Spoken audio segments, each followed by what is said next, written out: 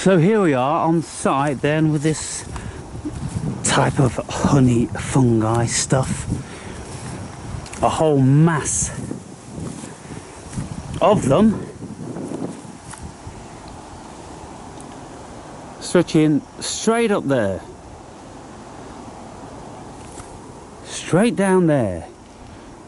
In actual fact, and I don't know, this stuff, lots of it is said to grow in circles, and so it might be a huge circle, but it might not be. It might just be a scattering of them.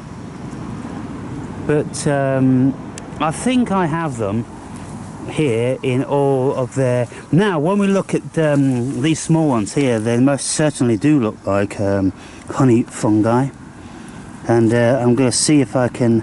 Aha! Yep, got that beautiful root. Well, look at those. Yeah, that is absolutely delicious. So got them in that state. I think I'll put them in a separate bag to the one I've got over there. Now let's have a few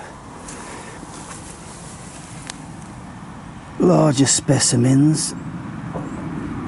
Oh, very, very sticky and soggy.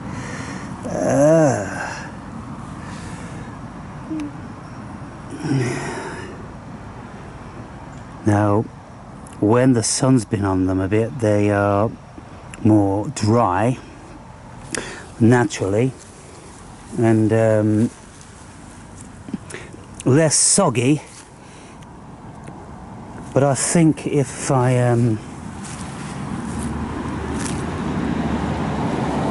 well, I don't know, I think they're all pretty well much of a muchness. Now, if these were growing out of a tree, then there probably would be quite a lot of similars to the honey fungi.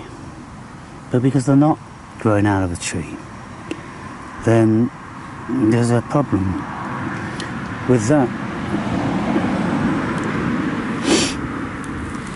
And so let me, so I can get, yeah, very soggy.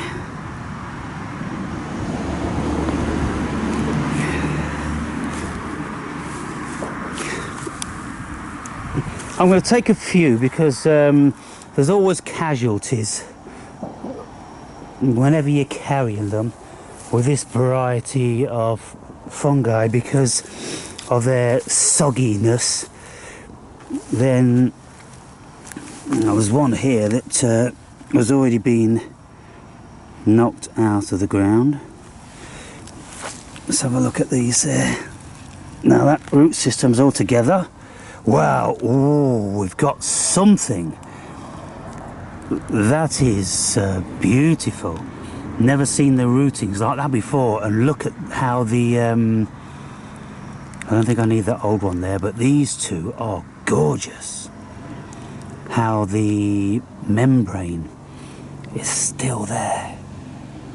Wow, they are a prize. We put them, and if we see in the light, we've got some reddening there.